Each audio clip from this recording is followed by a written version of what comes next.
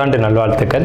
அதாவது நம்ம தமிழர்கள் தமிழ் புத்தாண்டை தான் நம்ம வந்து விசேஷமாக கொண்டாடணும் அப்படின்ற ஒரு அமைப்பில் வந்துட்டு இந்த தமிழ் புத்தாண்டு அப்படிங்கிறது வரக்கூடிய ஏப்ரல் 14 தொடங்க இருக்குது. நம்மளுடைய தமிழர்களுடைய ஒரு பண்பாட்டில், நம்மளுடைய கணித முறைகளில், நம்மளுடைய சாஸ்திர முறைகளில் முன்னோர்கள் வகுத்து கொடுத்தது எது அப்படின்னு கேட்டிங்கன்னா சித்திரை 1 தான் நமக்கு தமிழ் புத்தாண்டு. பிறக்க போகிற தமிழ் புத்தாண்டு இந்த சித்திரை 1 அப்படிங்கிறது விஸ்வாசு வருடம். அதாவது 60 வருடங்கள் தமிழருக்கு பிரபவ விவ சுக்ல பிரமோத்துத பிரம்மோத்பத்தி ஆங்கிரச ஸ்ரீமுக பவ யுவ தாது ஈஸ்வர வெகுதானியா அப்படின்ட்டு 60 வருடங்கள் தமிழ் வருடங்கள் கொடுக்கப்பட்டிருக்கு. அதில் 39வது வருடமானது விஸ்வாசு வருடம். இந்த வருடத்தை நோக்கி தான் நம்ம அடியெடுத்து வைக்கிறோம். நம்ம தமிழர்களுடைய கலாச்சாரப்படி பல்வேறு மதங்களும் பல்வேறு இனங்களும் பல்வேறு கலாச்சாரங்களும் இருந்தாலும் இந்த உலகத்தினுடைய ஆதி கர்த்தா, ஜோதிட சாஸ்திரத்தினுடைய ஆதி கர்த்தா அப்படிங்கிறவங்க தமிழர்கள் தான். அப்படிங்கிறதுல எல்லளவு கூட மாற்றம் இல்லை அப்படிங்கிறத நீங்கள் நல்லா புரிஞ்சுக்கணும். இந்த உலகத்துக்கு சாஸ்திரத்தையும் நாள்காட்டியும் வான சாஸ்திரத்தையும் தொகுத்து கொடுத்தவங்க யாருன்னு கேட்டால் நம்ம தமிழர்கள்.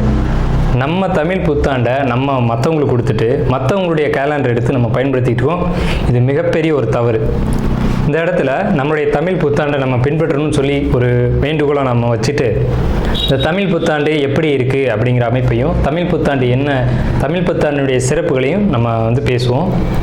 நாள் என் செய்யும் வினைதான் என் செய்யும் என்னை நாடி வந்த கோள் என் செய்யும் கொடுங்கூற்று என் செய்யும் கூரேசர் இருந்தாலும் சிலம்பும் சதங்கையும் தண்டையும் சண்முன் தோளும் கடம்பும் என் கண்முன் வந்து தோன்றினேன்.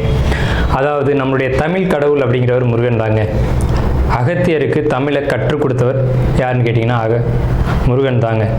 முருகன் தான் தமிழ் கடவுள்.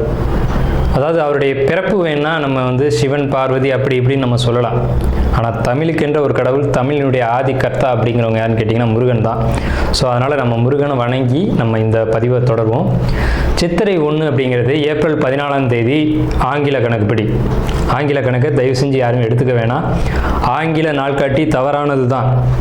இது வந்து நம்ம சவால் விட்டே சொல்லலாம்.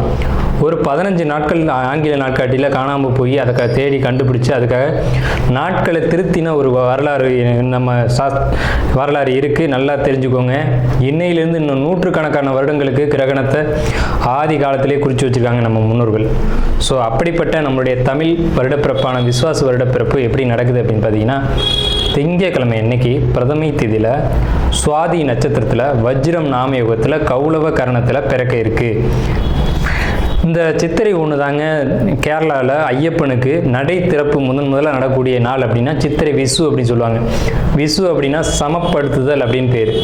சித்திரை விசு அப்படிங்கிறத கேரளாவில் விசேஷமாக கொண்டாடுறாங்க. ஏன்னா நம்மகிட்டேருந்து பிழிஞ்சு போன ஒரு மொழி வந்து மலையாளம் அப்படிங்கிறது. சரி, விஸ்வாசு வருடத்துக்கு நம்ம முன்னோர்கள் என்ன விளக்கம் கொடுத்துருக்காங்க அப்படின்னா, விஸ்வாசு அப்படின்ற சொல் வந்துட்டு நேர்மை, நீதி, செல்வம் அப்படின்னு உயர்ந்த ஒரு அர்த்தத்தை வச்சுருக்காங்க. நம்முடைய தமிழ் மொழிக்கு நம்ம தமிழ்லேயே அர்த்தங்கள் தேட வேண்டிய ஒரு காலகட்டம் வந்தாச்சு. சரி, இந்த விஸ்வாசு வருடம் அப்படிங்கிறது நேர்மை, நீதி, செல்வம் அப்படிங்கிற ஒரு அர்த்தத்தில் வருது இந்த சொல் அப்படிங்கிறது. இந்த விஸ்வாசு வருடத்துக்கு உண்டான பலன்களாக நம்ம முன்னோர்கள் என்ன சொல்லியிருக்காங்க அப்படின்னு பார்த்தீங்கன்னா, விஸ்வாசு வருடம் தன்னில் வேளாண்மை ஏறும், பசுமாடும் மாடும் பழிக்கும், சிசு நாசம், மறையோர்கள் வாழ்வார்கள், மாதவங்கள் மீறுமே, மற்றுலகில் உண்டு மலை அப்படின்னு சொல்லியிருக்காங்க. மற்றுலகில் உண்டு மலை அப்படின்னு முடிக்கிறாங்க. இதனுடைய அர்த்தம் என்னன்னு கேட்டிங்கன்னா, இந்த வருடம் விஸ்வாசு வருடம் அப்படிங்கிறது ஒவ்வொரு 60 வருடங்களுக்கு ஒரு முறை 39 ஆண்டாக பிறக்கக்கூடிய இந்த விஸ்வாசு வருடமானது வருகின்ற காலகட்டத்தில் எல்லாம் வேளாண்மை உயரும் அப்படின்னு சொல்லியிருக்காங்க. மாடும் பழிக்கும் அப்படின்னா நம்மளுடைய பசுமாடுகள் அப்படிங்கிறது நல்ல ஒரு முன்னேற்றத்தை அடையும். மாடு ஆடுகளுக்கு ஒரு நல்ல தீவனங்கள் கிடைத்து அதுவும் நல்ல செழித்து வரும். ஆதி காலத்தில் வந்து மாடை தான் செல்வமாக குறிப்பிட்டிருக்காங்க. இன்றைக்கி வந்து பணம் அப்படின்ற ரூபாய் தாள்களை நம்ம வந்து பணமாக குறிப்பிட்றோம். ஒரு முன்னோர்கள்லாம் வந்து மாடு எவ்வளோ இருக்குது, மாட்டினுடைய அந்த குப்பை வந்து வேஸ்ட்டெல்லாம் எங்கே ஒரு மனிதன் வந்து எங்கே சேகரிக்கிறானோ அதை போய் முதல்ல பார்ப்பாங்கங்க. அதை வச்சு தான் அவனுடைய செல்வம் என்னன்றதை குறிப்பிட்டு பொண்ணு கொடுக்குறதா இருக்கட்டும், பொண்ணு எடுக்கிறதா இருக்கட்டும், இதெல்லாம் நம்முடைய மரபில் இருந்து வந்த ஒரு விஷயம். ஸோ அப்போ இத்தனை மாடுகள் இருந்தால் தான் அவன் செல்வந்தன் அப்படின்ற ஒரு கான்செப்ட் வந்து முன்னோர்கள் நமக்கு காமிச்சிருக்காங்க. அப்படிப்பட்ட பசுமாடுகள் மாடும் பழிக்கும் அப்படின்ற ஒரு வார்த்தையை வந்து அங்கே குறிப்பிட்டிருக்காங்க. சிசு நாசம் அப்படின்ற வார்த்தையை சொல்கிறாங்க. மறையோர்கள் வாழ்வார்கள். மறையோர்கள்னு யாருன்னு கேட்டிங்கன்னா சமுதாயத்தில் முக்கியமாக இருக்கக்கூடிய பெரியவங்க, மற்றவங்களுக்கு வழிகாட்டக்கூடியவங்க வாழ்வாங்க அப்படின்ற சொல்லியிருக்காங்க. மாதவங்கள் மீறுமே அப்படின்ற ஒரு வார்த்தையும் வருது. மாதவங்கள் மீறும் அப்படின்னா ஒழுக்கக்கேடான செயல்பாடுகளில் மனிதர்கள் நடக்க வேண்டிய காலகட்டங்கள் வரும். ஒழுக்கக்கேடுனா என்னங்க? இந்த விரல் தான் ஒழுக்கக்கேடு, இந்த ஒற்றை விரல் தான். இந்த விரலை வச்சு தான் நம்ம பட்டனை அமுக்கிறோம், காசு வாங்கிட்டு அமுக்கிறோம். இதுதான் மாதவங்கள் மீறுமே அப்படின்றது. ஸோ அந்த மாதிரிலாம் இல்லாமல் மனசாட்சிக்கு துரோகம் செய்யாமல் யார் நீதி பரிபாலனம் செய்வாங்க அப்படின்றத தெரிஞ்சு சரியான வாக்களித்து நல்ல தலைவனை தேர்ந்தெடுக்க வேண்டிய காலகட்டங்கள் அப்படிங்கிறத இங்கே மறைமுகமாக இந்த விசுவாச வருடத்தினுடைய வெண்பா பாடல் அப்படிங்கிறது நமக்கு சுட்டி காட்டுது. இந்த சித்திரை வருட பிறப்பானது மகர லக்னம்னு சொல்லக்கூடிய சர லக்னங்களில் விழுகுது. எப்படின்னு கேட்பீங்க? தமிழனுடைய கணக்குப்படி சூரியன் எப்போது கிழக்கு வானில் உதிக்கிறதோ அதுதான் லக்னம். ஸோ சித்திரை மாதம் 1ஆம் தேதியானது உதிக்கக்கூடிய நேரம் அப்படிங்கிறது கிழக்கு வானத்தில் சூரியன் உதிக்கக்கூடிய அந்த டைம் அப்படிங்கிறது 2:22 அதிகாலை மணி 2:22க்கே சூரியன் கிழக்கு வானத்தில் உதிச்சிடறாரு. அப்போ அது லக்னமாக போட்டுக்கணும், இந்த வருடத்தினுடைய பிறப்பு லக்னமாக போட்டுக்கணும். ஸோ அப்படி நம்ம போடும்போது மகர லக்னம் சர லக்னத்தில் விழுகுது. முன்னோர்கள் சித்திரை 1ஆம் தேதி அப்படிங்கிறத கண்டறிஞ்சு அந்த 1ஆம் தேதி தொடங்கக்கூடிய லக்னத்தை கண்டறிஞ்சு அதுக்கான பலன்களை பஞ்சாங்கங்களில் எழுத ஆரம்பிச்சிருக்காங்க. ஸோ அதன் அடிப்படையில் சர லக்னமான மகர லக்னத்தில் இந்த புத்தாண்டு அப்படிங்கிறது பிறகுது. இது ஒரு விசேஷமான ஒரு விஷயந்தான். ஏன் அப்படின்னு கேட்டிங்கன்னா, அந்த மகர லக்னத்துக்கு அதிபதியான சனி பகவான் ஒரு பலமான ஒரு நிலையில் வருடப்பிறப்பின் போது இருப்பாங்க அப்படிங்கிற ஒரு விசேஷமான ஒரு அமைப்பில் இந்த வருடப்பிறப்பு அப்படிங்கிறது விஸ்வாச வருடம் பிறக்கின்றது. ஸோ இந்த விஸ்வாச வருடம் பிறக்கும் போதே நமக்கு ஒரு நல்ல செய்தி கிடைச்சாச்சு, இந்த வருடம் நன்றாக இருக்க போகுது அப்படிங்கிற ஒரு விஷயம். சரி, இதை சித்திரை மாதம் தான் நீங்கள் தமிழருடைய கலாச்சாரம் அப்படின்னு சொல்றீங்களே, இதுக்கு ஏதாவது ஆதாரம் இருக்கா அப்படின்னு கேட்டிங்கன்னா கண்டிப்பாக இருக்கிறது. புறநானூறு அப்படின்ற ஒரு தமிழ் இலக்கியம் இருக்குது. அதில் போய் தேடி பார்த்தீங்க அப்படின்னா தலைநாள் பூத்த பொன் இணர் வேங்கை அப்படின்ற சொல்லும், கனிவேங்கை நன்னாளே நாடி மலர்தலால் அப்படின்ற வார்த்தை வரும். அதாவது சித்திரை மாதத்தில் பூக்கள் அதிகமாக பூத்து குலுங்கும். அதனால தலைநாள் அப்படின்ற சொல்ல யூஸ் பண்ணுறாங்க. தலைநாள்னா முதல் மாதம் அப்படின்னு, தலை மாதம் கடை மாதம் அப்படின்னு பிரிக்கிறாங்க. கனிவேங்கை நாடி மலர்தலால், கனிவேங்கை நல்லான் நாடி மலர்தலால், அந்த பூக்கள் பூக்கிறதுனால அந்த கனிவேங்கை மாதம் அப்படிங்கிறதையும் தலைநாள் பூத்த பொன் இணர் வேங்கை அப்படின்ற சொல்லும் புறநானூறு அப்படின்ற இலக்கியத்தில் தமிழ் மாதம் முதல் மாதம் சித்திரை மாதம்ன்ற குறிப்பீடு அங்கே இருக்குது. சரிங்களா? வண்ண மலர்கள் பூத்து குலுங்கக்கூடிய ஒரு பொன்னான மலர்கள், பொன் போன்ற மலர்கள். இன்றைக்கும் கேரளாவில் ஒரு மஞ்சள் நிறத்தில் தங்க நிறத்தில் பூக்கக்கூடிய பூக்களை பறித்து அவங்க விசேஷத்துக்கு சித்திரை 1 அன்னைக்கு கொண்டாடுறாங்க. அவங்க தமிழ் பண்பாடை பின்பற்றுறாங்க அப்படின்றத இதை நீங்கள் தெரிஞ்சுக்கலாம். சரிங்களா? இப்போ இந்த சித்திரைக்கு அதிதேவதை யாருன்னு கேட்டிங்கன்னா மகாவிஷ்ணு. மகாவிஷ்ணு தான் காக்கக்கூடிய கடவுள் அப்படின்னு சொல்கிறாங்க. மகாவிஷ்ணு எங்கும் நிறைந்தவர் அப்படின்னு சொல்கிறாங்க. சரிங்க சார், சித்திரை மாதம் விசேஷங்களை கொண்டாடலாமா அப்படின்ற ஒரு கேள்வி வரும். 100% கொண்டாடலாம். ஏன்னு கேளுங்க. இதுக்கு உதாரணம் ராமர் தான். ராமர் பட்டாபிஷேகம் ஏற்ற மாதம் எதுன்னு கேட்டிங்கன்னா சித்திரை மாதங்க. அப்போது விலக்கப்பட்ட மாதங்கள் அல்ல, இது விசேஷத்துக்கு ஏற்றுக்கொள்ளப்பட்ட மாதம் எதுன்னு கேட்டிங்கன்னா சித்திரை மாதம்தான். பகவத்கீதையிலே ஒரு வார்த்தை வருது, ருதுக்களில் நான் வசந்த ருதுவாக இருக்கிறேன் அப்படின்னு கிருஷ்ணன் சொல்கிறார். நம்மளுடைய வாக்கியம்ல, இது பகவானுடைய சொல். அப்போ வசந்த ருது அப்படின்றது எதுன்னு கேட்டிங்கன்னா சித்திரை 1 தான் வசந்த ருதுனுடைய தொடக்கம். வசந்த காலம் அப்படிங்கிறது வெயில் காலம் அப்படின்னு தான் பேர், கோடை காலம் அப்படின்னு பேர். வசந்த காலமானது சித்திரை வைகாசி, இந்த 2 மாதத்தையும் வசந்த காலம் அப்படின்னு குறிப்பிடுறாங்க சமஸ்கிருதத்தில். அப்போ இந்த வசந்த காலம் எனக்கு பிடித்த ருது அப்படின்னு சொல்கிறாரு கிருஷ்ணர். ஸோ ராமர் பட்டாபிஷேகம் ஏற்றுக்கிட்ட நாட்கள் எது அப்படின்னு கேட்டிங்கன்னா சித்திரை மாதம். அப்போ சித்திரை மாதம் புது வீடு வாங்கலாம், புது வீடுக்கு கிரகப்பிரவேசம் பண்ணலாம், புது மனை எழுப்பலாம், மனை சம்பந்தப்பட்ட விஷயங்கள், மங்கள காரியங்கள், இது எல்லாம். திருவோண நட்சத்திரம், திருவோண நட்சத்திரத்துக்கு இந்த விசுவாச வருடம் எப்படி இருக்குது? பெருமாளுடைய நட்சத்திரம்.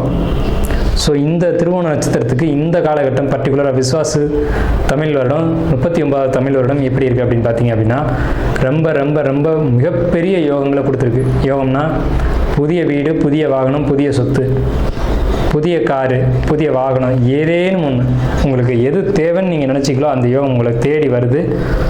அதை பயன்படுத்திக்கோங்க. கடந்த காலகட்டங்களில் நடந்த கசப்புகள் விட்டலாம், அதை திரும்பவும் எண்ணி பார்க்க வேணாம். திருவோணத்துக்கு திருமணம் இல்லைன்றவங்களுக்கு திருமணம், குழந்தை இல்லைன்றவங்களுக்கு குழந்தை, இந்த மாதிரி உங்கள் வாழ்க்கைக்கு எது அடிப்படை தேவையோ அது நிறைவேறும். ஸோ அப்படிப்பட்ட யோகமான காலகட்டம், நல்ல வசந்தமான வாழ்க்கை உங்களுக்கு காத்துக்கிட்டு இருக்கு. தொந்தரவுகள் இல்லை, எதிரிகள் பிரச்சனை வராமல் பார்த்துக்கோங்க. ஒரு பிரச்சனை வர மாதிரி தான் அந்த இடத்துல வந்து விளைக்கோங்க. இந்த மகர ராசி இது 10வது ராசி. இந்த மகர ராசிக்காரங்களுடைய கேரக்டர் எப்படி இருக்கும் அப்படின்னு கேட்டிங்கன்னா, உங்களுடைய கேரக்டரு முதலை நீர்லை வாழும், நிலத்திலை வாழும், எங்கே போட்டாலும் வாழக்கூடிய ஒரு தன்மை அப்படிங்கிறது இயற்கையிலே உண்டு. தொழில் போராட்டங்கள், தொழிலில் ஜெயிக்கக்கூடிய ஒரு அமைப்பு அப்படிங்கிறதெல்லாம் மகரத்துக்கு ரொம்ப ஈஸியான விஷயம். ஆனால் உழைப்பு அப்படிங்கிறத பொறுத்த வரைக்கும் தனக்கானதாக மட்டும் இருக்கின்ற சுயநலம் மகர ராசிக்கு எப்போவுமே உண்டு. அடுத்தவங்களுக்காக உழைக்காது. வேலை செய்யுது அப்படின்னா பொறுமையாக இருக்கும், தன்னுடைய தொழில் அப்படின்னா ஆர்ப்பாட்டமாக செய்யும். ஸோ இப்படிப்பட்ட ஒரு தன்மை. அதே மாதிரி ஒரு வேலையை பொறுமையாக நிதானமாக டப்புன்னு அடிக்கக்கூடிய ஒரு தன்மை அப்படிங்கிறதுலாம் மகரத்திட்ட அதிகமாக உண்டு. பொறுமையாக இருக்க வேண்டிய இடத்துல பொறுமையாக இருக்கும், வேகமாக இருக்க வேண்டிய இடத்துல வேகமாக இருக்கும். கரெக்டாக டைமிங்கில் செய்யக்கூடிய விஷயம் அப்படிங்கிறது மகரத்திட்ட உண்டு. உட்கார்ந்த இடத்துல இருந்து எல்லார்ட்டையும் எல்லா காரியத்தையும் சாதிக்கக்கூடிய ஒரு தன்மை அப்படிங்கிறது மகரமான உங்களுக்கு இயல்பாகவே உண்டு. ஸோ உங்களுடைய குணம் அப்படின்றத பொறுத்த வரைக்கும் ரொம்ப நல்ல குணம் அல்லது ரொம்ப மோசமான குணம் அப்படின்லாம் சொல்ல முடியாது. நியூட்ரலான ஒரு குணம், தனக்கு பட்டதுதான் நியாயம் அப்படின்னு செய்யக்கூடிய ஒரு தன்மைகள் அப்படிங்கிறது உங்களுக்கு இயல்பாகவே இருக்கும். உங்களுடைய ராசிக்கு இந்த விஸ்வாச ஆண்டு எப்படி இருக்கும் அப்படின்ற பேச்சு பலன்கள் தான் நம்ம பார்க்குறோம். விஸ்வாச வருடம் அப்படிங்கிறது 60 வருடங்களில் 39வது வருடம். தமிழ் வருடங்கள் மொத்தம் 60 வருடங்கள் இருக்குது. பிரபவ, விபவ, சுக்ல, பிரம்மோத்வத, பிரம்மோத்பத்தி, ஆங்கிருஷ, ஸ்ரீமுக, பவ, யுவ, தாது, ஈஸ்வர, விகதான்யா அப்படின்னு சொல்லி இந்த வரிசையில் 39வது வருஷமாக வரக்கூடியது அப்படிங்கிறது விஸ்வாச வருடம். இந்த விஸ்வாச வருடத்துக்கு என்ன சொல்லியிருக்காங்க அப்படின்னா, நம்ம முன்னோர்கள் சொல்லும்போது, விஸ்வாசு வருடம் தண்ணீர் வேளாண்மை ஏறும், பசுமாடும் மாடும் பலிக்கும், சிசு நாசம் மறையோர்கள் வாழ்வார்கள், மாதவங்கள் மீறுமே, மற்றுலகில் உண்டு மலை அப்படின்னு சொல்லியிருக்காங்க. அதாவது இந்த விஸ்வாச வருடத்தில் வேளாண்மையும் பசுமாடுகளும் நல்லபடியாக செழித்து வளரும் அப்படின்றத சொல்லியிருக்காங்க. இந்த 60 வருடங்களில் சொல்லாத சிறப்பை வந்து இந்த விஸ்வாச வருடத்துக்கு தான் சொல்லியிருக்காங்க. அப்படின்னா சார் 12 ராசிக்குமே நல்ல பலன்கள் தானே இருக்குது அப்படின்னு நீங்கள் கேட்கலாம். ஆனால் கடந்த காலகட்டங்களை பொறுத்த வரைக்கும் நீங்கள் பட்ட கஷ்டங்கள், துன்பங்கள் இதெல்லாம் பார்க்கும்போது உங்களுக்கு குறிப்பிட்டு சொல்ல வேண்டிய விஷயங்கள் அப்படிங்கிறது நிறைய இருக்குது. ஸோ அந்த அடிப்படையில் நம்ம பலன்கள் எடுக்கும்போது உங்களுக்கு ராசி வந்து மகர ராசி, ராசிக்கு 2ஆம் இடத்து ராகு, ராசிக்கு 3ஆம் இடத்து சனி, ராசிக்கு 6ஆம் இடத்து குரு பகவான், ராசிக்கு 8ஆம் இடத்து கேது. இது என்ன சார் பண்ண போகுது? நம்ம அந்த கிரகத்தோட பார்வை இதெல்லாம் வேணாம், பலன் என்ன அப்படிங்கிறதுக்குள்ளே மட்டும் நம்ம போவோம். கடந்த காலகட்டங்கள் அப்படின்றது ரொம்ப கசப்பான காலகட்டங்கள். இப்போ தான் உங்களுக்கு வந்து சனி பகவானுடைய ஆதிக்கம் அப்படிங்கிறது முழுமையாக குறையுது. எப்போன்னு கேட்டிங்கன்னா, இந்த ஆண்டு சித்திரை 1 தான் அது வந்து உங்களுக்கு முழுமையான ஒரு சனி பிடியிலேருந்து வெளியில் வர்றீங்க. உங்களுடைய சுய ஜாதகம் வேறு, இந்த சனி பயிற்சி அப்படிங்கிறதுலாம் வேறு, ராகுகேது பயிற்சின்றதுலாம் வேறு, குரு பயிற்சின்றது வேறு. இருந்தாலும் உங்களுக்கு இந்த காலகட்டம் அப்படிங்கிறது பொற்காலம்தான். எந்த வகையில் அப்படின்னு கேட்டிங்கன்னா, உங்களுக்கு 2ஆம் இடத்து ராகு, 2ஆம் இடம் அப்படிங்கிறது தனவரவை சொல்லக்கூடிய இடம். அங்கே ராகு நின்று பிரம்மாண்டப்படுத்துகிறார் பொருளாதாரத்தை. வரக்கூடிய பணத்தை பல மடங்காக பெருக்கி கொடுக்கக்கூடிய ஒரு அமைப்பு அப்படிங்கிறது, தொழில் வேலை சார்ந்த விஷயங்களில் வெற்றி அப்படிங்கிறது இந்த ராகுவான்னு சொல்லக்கூடிய உண்மை. உங்களுக்கு ஒரு முயற்சி அப்படிங்கிறது எந்த ஒரு முயற்சியாக இருந்தாலும் 2 முறை செய்யணும், 2வது இடத்துல தான் வெற்றி அடையணும் அப்படிங்கிற அமைப்பு இந்த காலகட்டத்தில். முயற்சிகள் எடுக்கும்போது கொஞ்சம் சோர்வாக இருப்பீங்க, தாமதப்படுவீங்க அப்படிங்கிற ஒரு அமைப்பு இருக்குது. வெளியூர் வெளிநாடு பயணங்கள் பல வருஷமாக தடையாகிட்டு இருந்திருக்கும். இந்த ஆண்டு போகக்கூடிய அமைப்பு அப்படிங்கிறது ஒரு வாய்ப்புகள் கிடைக்கும், பயன்படுத்திக்கோங்க. அதுலேயும் தடைகளும் தாமதங்களும் ஏற்பட்டு பின்னர் தான் போவீங்க. சரிங்க சார், இந்த குரு பகவான் என்ற நிலை உங்கள் ஜாதகத்தில் சரியான ஒரு அமைப்பில் இல்லை. தேவையில்லாத வம்பு வழக்குகளை நீங்கள் சம்பாதித்து கொள்ள வேண்டிய நேரம். அப்போ எப்படி சார் இருக்கணும்? தான் உண்டு, தான் வேலை உண்டுன்னு அமைதியாக ஒதுங்கி போகணும். மற்றவங்களால் உங்களுக்கு தொந்தரவுகள் வரக்கூடிய நேரம் இல்லை. நான் மல்லு கட்டுவேன், என் பக்கம் நியாயம் இருக்குது, அந்த பேச்சே பேசக்கூடாது. அப்படி பேசுனீங்க அப்படின்னா சில பாதிப்புகளை நீங்கள் சந்திக்க வேண்டி வரும். அப்போ இந்த காலகட்டத்துக்கு ஏற்ற மாதிரி நீங்கள் உங்களுடைய வாழ்க்கையை கடந்து போயிட்டுருக்கணும். 6ல் குரு ஊரில் பகை, 6ல் குரு வேருடன் பகை அப்படின்லாம் பழமொழி இருக்குது.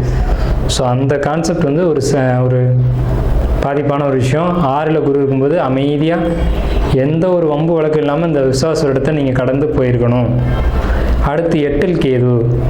8ல் கேது அப்படின்னா ஒரு மனசு வந்து ஒரு குழப்பமான நிலையிலே இருக்கும். மனசுக்குள்ளே என்னன்னே தெரியாமல் ஒரு கவலைகள் உருண்டுக்கிட்டே இருக்கும். இந்த 8ல் கேது அப்படிங்கிறது ஆன்மீக பயணங்களுக்கும் ஆன்மீகம் சம்மந்தப்பட்ட விஷயங்களுக்கும் ரொம்ப சிறப்பாக இருக்கும். உங்களுக்கு தந்தை வழி உறவுகளை பொறுத்த வரைக்கும் ரொம்ப சிறப்பாக இருக்கும். தொழில் ஆதாயங்கள் ரொம்ப பிரம்மாண்டமாக இருக்கும். ஆல்ரெடி சொல்லிவிட்டு வருமானத்துக்கு பிரச்சனை இல்லைன்னா, வருமானத்துக்கு பிரச்சனைனா தொழில் பண்ணால் தானே வருமானம் வரும். தொழில் பெரிய அளவில் பண்ணக்கூடிய காலகட்டம் இதுதான். தொழிலை விரிவுபடுத்தக்கூடியது, தொழிலை பிரம்மாண்டப்படுத்தக்கூடிய காலகட்டம், தொழிலில் புதிய முயற்சிகள் செய்யக்கூடிய காலகட்டம். அதுக்கான தன வரவுகளும் அதுக்கான ஆதாயங்களும் இந்த காலகட்டத்தில் உங்களுக்கு கிடைக்கும். அதை பயன்படுத்தி வெற்றி அடைங்க அப்படிங்கிறத நம்ம சொல்கிறோம். 8ஆம் இடத்துக்கு எது என்ன செய்யும் அப்படின்னு நம்ம பார்க்கணுமா இல்லையா? 8ஆம் இடத்துக்கு எது வயிறு சம்பந்தப்பட்ட பாதிப்புகளை பெண்களுக்கு அதிகபட்சம் கொடுக்கும், ஆண்களுக்கும் இந்த பாதிப்புகளை ஏற்படுத்தும். குழந்தைக்குன்னு இயங்கிட்டு இருக்கக்கூடியவங்களுக்கு குழந்தைகள் தடை தாமதங்களை ஏற்படுத்தக்கூடிய காலகட்டம். அப்போ விஸ்வாச வருடத்தில் குழந்தை இல்லையா அப்படின்னு நீங்கள் கேட்டிங்கன்னா கண்டிப்பாக குழந்தை இருக்குது. இந்த விஸ்வாச வருடத்தினுடைய மத்தியம காலகட்டம்னு சொல்லக்கூடியது எதுன்னு கேட்டிங்கன்னா உங்களுக்கு புரட்டாசி, ஐப்பசி, கார்த்திகை இந்த மாதங்களில் கிடைக்கும். ஒன்று புரட்டாசிலேயோ அல்லது ஐப்பசிலேயோ கார்த்திகையிலையோ மார்கழிக்குள்ளே கிடச்சிருக்கும் குழந்தை அமைப்பு அப்படின்றத பொறுத்த வரைக்கும். எந்த மகர ராசிக்கு இடைப்பட்ட காலத்தில் குழந்தை அமைப்பு அப்படிங்கலாம் கிடைக்குது. முதல் குழந்தை உங்களுக்கு வந்து இந்த ஆண்டில் விஸ்வாச வருடத்தில் பிறக்குது அப்படின்னா உங்களுக்கு குழந்தைக்கான அமைப்பு அப்படிங்கிறது முதல் குழந்தை பெண் குழந்தையாக இருக்கும், அடுத்த ஆண் குழந்தையாக பிறக்கும் அப்படிங்கிற ஒரு கான்செப்ட் வந்து இருக்குது. ஸோ இந்த வகையில் பார்க்கும்போது உங்களுக்குள்ள ஒரு தேவையில்லாத மன அழுத்தங்கள் இருக்குது. அது தேவையற்றது, அதை ஒதுக்கி வச்சுருங்க. நல்ல ஒரு சந்தோஷமான மனநிலைக்குள்ளே வாங்க. உங்களுக்கு வாழ்க்கை வந்து ஒரு பிரகாசமான ஒரு நிலையை நோக்கி வந்தாச்சு. கணவன் மனைவி உறவை பொறுத்த வரைக்கும் கொஞ்சம் எப்போவுமே மகரத்துக்கு அந்த ஒரு அமைப்பு அப்படிங்கிறது விட்டு கொடுத்து போகணும் அப்படின்ற ஒரு தன்மை தான். விட்டு கொடுத்து போங்க, எல்லாமே சிறப்பாக இருக்கும். யார் சம்பாதித்தாலும் யார் கை மேலோங்கி இருந்தாலும் மகரம் அடிபணிந்து போகிறது தான் நல்லது. ஆனால் மகரம் அடிபணிந்து போகாது அப்படிங்கிறது தான் இங்கே ஒரு சிரமமான விஷயம். ஸோ விட்டு கொடுத்து போங்க, எல்லாமே சிறப்பாக இருக்கும். உங்களுக்கு இந்த பகை அப்படின்ற ஒரு விஷயம் மட்டும் ரொம்ப எச்சரிக்கையாக இருங்க. பகை ஏற்படாமல் பார்த்துக்கோங்க. பகை வரும்போது விலகி இருங்கள், அந்த இடத்துல இருக்காதீங்க. ஒரு பிரச்சனை வருதுன்னு தெரிஞ்சு அந்த இடத்த விட்டு ஒதுங்கிடுங்க. பிரச்சனை வர்றதுக்கான காரணக்கர்த்தா நம்ம கூட இருக்கலாம், நம்மளை கூப்பிட்டு கூட உங்களுக்கலாம். ஒதுங்கி போயிட்டோம்னா அடுத்த நாள் பார்த்துக்கலாம் அந்த பிரச்சனையை அப்படின்ற சிந்தனையோடு அந்த இடத்த விட்டு நகர்ந்துருங்க. ஒரு வம்பு வழக்குக்குள்ளே போய் சிக்கிறாதீங்க. அடியன் வந்து ரொம்ப பணிவோடு இதாக ஒரு விஷயத்த மட்டும் நான் உங்கள்கிட்ட கேட்டுக்கிறேன், சரிங்களா? இந்த குருவை பார்த்து தான் நான் பயப்படுறேன். ஸோ உங்களுக்கு எல்லாமே பாசிட்டிவாக இருக்குது. புதிய வீடு கட்டக்கூடிய அமைப்பு, குழந்தை பெறக்கூடிய அமைப்பு, ஆலய வழிபாட்டுக்கான அமைப்பு, நீங்கள் ஆசைப்பட்ட அனைத்தும் நிறைவேறக்கூடிய காலகட்டம் உங்கள் வாழ்நாளில். இது ஒரு மைல்கல்லாக இருக்கும் இந்த விஸ்வாச வருடம் அப்படிங்கிறது. பார்த்துக்கோங்க. நல்ல வீடு கட்டணும் அப்படின்னு வாழ்க்கையில் எல்லாருக்குமே ஒரு லட்சியம் இருக்கும். நல்ல வாகனம் வாங்கணுன்ற லட்சியம் எல்லாருக்குமே இருக்கும். இயற்கையில் 12 ராசிக்குமே இருக்கும். அதில் மகர ராசிக்கு அந்த எண்ணங்கள் ஈடேறி அந்த எண்ணங்கள் வெற்றி அடையக்கூடிய காலகட்டம் இதுதான். இந்த காலகட்டத்தை மிஸ் பண்ணாதீங்க. இந்த விஸ்வாச இடத்துல எல்லா வளங்களும் எல்லா செல்வ நலங்களும் உங்களுக்கு கிடைக்கும். அதை பயன்படுத்தி வெற்றி அடைங்க. பகை வராமல் மட்டும் பார்த்து கொள்ளுங்கள். அடியேன் மீண்டும் கேட்டுக்கிறேன்.